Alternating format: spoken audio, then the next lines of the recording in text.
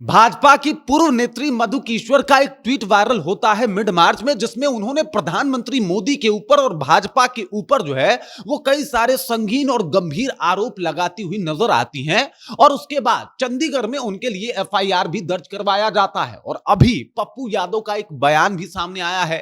अब दरअसल अभी देखिए तो पूरे भारत में जो है इस बात को लेकर माहौल बन रहा है कि महिला आरक्षण बिल को जो है वो विपक्ष ने खारिज करवा दिया, विपक्ष ने उसको सपोर्ट नहीं किया। भाजपा वाले पूरा हंगामा मचा रहे हैं और कह रहे हैं कि भाई साहब महिलाएं उनको माफ नहीं करेगी। और इसी बीच पप्पू यादव का बयान है कि भाई साहब उस भारत में महिला आरक्षण कानून जो है वो लाया जा रहा है जिस भारत में महिलाओं को राजनीतिक हकदार बनने के लिए और राजनीतिक भागीदारी पाने के लिए जो है नेताओं के बेड से होकर गुजरना पड़ता है। 90% महिला नेत्री जो है वो इस तरीके से जो है वो बेड से गुजर के किसी कुर्सी तक पहुंचती हैं, यानी फिजिकल सपोर्ट दे के, और तब जाके जो है वो उनको कुर्सी मिल पाती है। अब ये जो बात सामने आई है, चाहे वो मधु कीश्वर का वो ट्वीट हो या फिर पप्पू यादव का बयान हो, ये वाकई विचार करने वाली बात है। मतलब इस बात और इस बयान के बाद एकदम से बिहार में हंगामा मच जाना चाहिए। और अगर फिर भी हंगामा नहीं मच रहा, अगर फिर भी इसके ऊपर कोई प्रतिक्रिया नहीं आ रही, तो सोचिए कि फिर इस समाज में जहां पे महिलाओं को लेके आरक्षण की बात तो की जा रही है, लेकिन महिलाओं के असल मुद्दे पे कोई बात ही नहीं करना चाहता, और इस तरीके की मानसिकता लोगों की बन चुकी है। पूरी स्टोरी जब आपको बताऊंगा तो आपको पता लग जाएगा कि भाई साहब किस तरीके से महिलाओं को लेके एक अलग तरीके का जो है वो माहौल बना हुआ है। और राजनीति में जहां पे ये माना जाता है कि भद्र और सभ्य लोग ही जाते हैं, हालांकि अब दूध का दूध और पानी का पानी हो चुका है, तो उसको लेके जो है वो अब सब कुछ क्लियर हो जाएगा। सब जो है हम लोग भी दूध का दूध और पानी का पानी कर देंगे। इस वीडियो में पूरा सब कुछ आपको विस्तार पूर्वक बताएंगे, लेकिन उससे पहले मेरा परिचय जान लीजिए। मेरा नाम है रजत और आप जनता जंक्शन देख रहे हैं। सबसे पहले समझिए कि पप्पू यादव का बयान क्या है।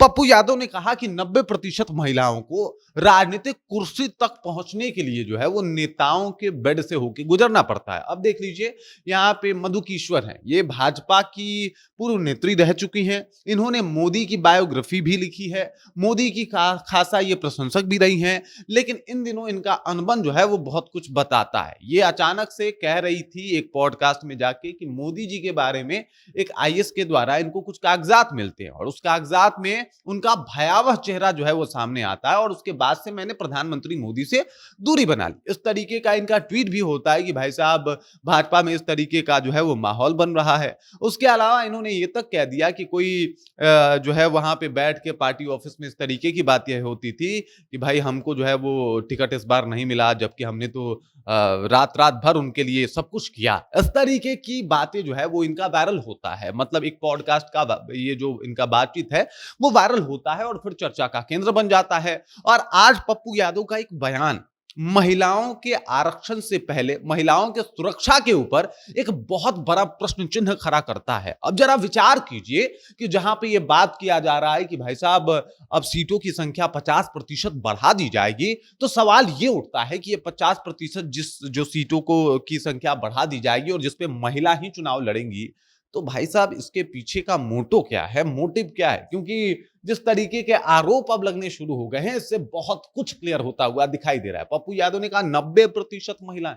अब समझिए 90% महिलाओं को एक विधायक का सीट लेने के लिए, एक सांसदी की कुर्सी लेने के लिए नेताओं के बेड से होकर गुजरना पड़ता है। और ये जो है वो कौन नेता हो सकते हैं जो टिकट बांटते होंगे, जिनके पास ये अथॉरिटी होगा कि वो टिकट दे सके, या जिनका पावर चलता होगा।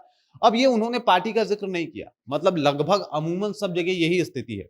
तो सवाल ये है कि पहले नेताओं की भागीदारी तो बाद में सुनिश्चित हो, पहले तो जो महिला कहाँ पे राजनीति करेंगी, किस तरीके से राजनीति करेंगी, ये सब कुछ बाद में क्लियर हो। पहले तो ये क्लियर हो जाए कि महिलाओं का सुरक्षा क्या पार्टियों के अंदर है, क्या उनके साथ जो कुछ भी हो रहा है, या फिर सीट के दबाव में, टिकट के दबाव में, क्या ये सही है? और अगर ये सही है तो फिर इस सब की जो है वो जरूरत क्या है? और जिस तरीके का माहौल बना हुआ है उसको लेके एकदम से मतलब अब एक अलग ही विरोध का ज्वाला जो है वो भड़क रहा है। मैं आपको पहले इसलिए बता रहा था ये सारी चीजें कि आप सोचिए, विचार कीजिए और ये बात समझने की कोशिश कीजिए कि अगर इस मामले को सुन के जो पप्पू यादव ने बयान दिया कि 90% महिलाओं को फिजिकल फेवर देना पड़ता है किसी को, किसी बड़े नेता को, तब जाके उनको टिकट मिलता है।